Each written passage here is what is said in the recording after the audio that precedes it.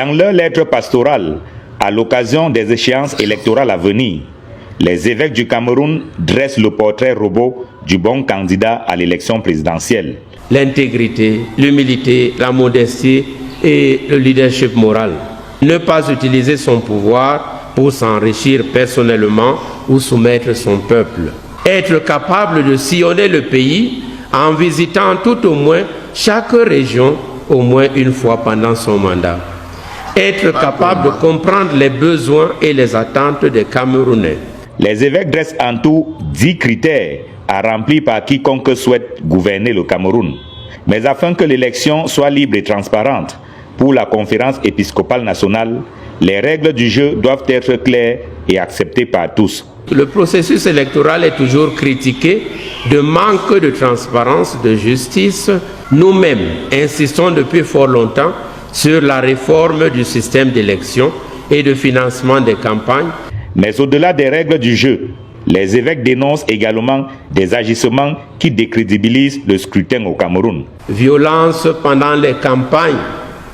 Certains candidats n'étant pas les bienvenus dans certaines circonscriptions. Registres électoraux trafiqués, achats de voix et dans diverses circonscriptions électorales, destruction de bulletins. Bonjour à vous. Eh bien, les élections présidentielles à venir, les élections 2025, octobre 2025, suscitent énormément de réactions, comme il n'y en a jamais eu dans l'histoire politique du Cameroun. Cette fois-ci, et alors que nous attendons les élections présidentielles de 2025, ce sont les évêques qui sortent une fois de plus. Cette fois-ci, l'épiscopat ne parle pas en rang dispersé.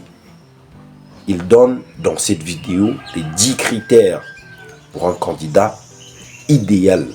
Ils expliquent aussi en quoi est-ce qu'on échouerait pour ces élections à venir. Écoutons plutôt et revenons. Afin de mettre un terme à ces comportements antidémocratiques, les évêques plaident pour l'établissement d'un code de bonne conduite. Le code de bonne conduite aux élections peut être entendu comme une série de règles de comportement visant à contribuer à la création des conditions favorables à l'organisation d'élections justes, libres, crédibles et transparentes. Alors que le corps électoral va bientôt être convoqué en vue de la présidentielle, les évêques, dans leur lettre pastorale, attirent l'attention sur les dangers que court le Cameroun en organisant des élections qui ne soient pas justes, libres et transparentes. Bien les amis, nous l'avons écouté ensemble.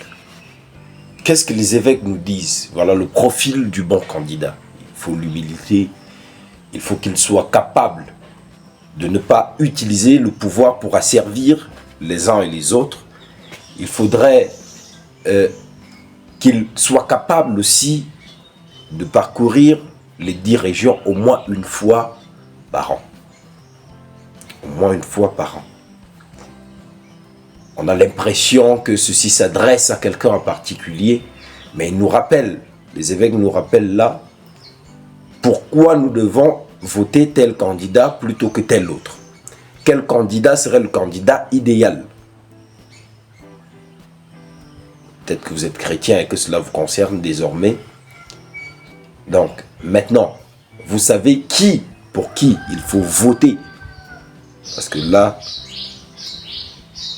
ceux qui nous amènent vers Dieu nous disent clairement que voilà pour qui il faut voter. Personne n'a été cité ici. Ils nous établissent aussi l'ensemble des conduites qui peuvent garantir des élections libres et transparentes en 2025.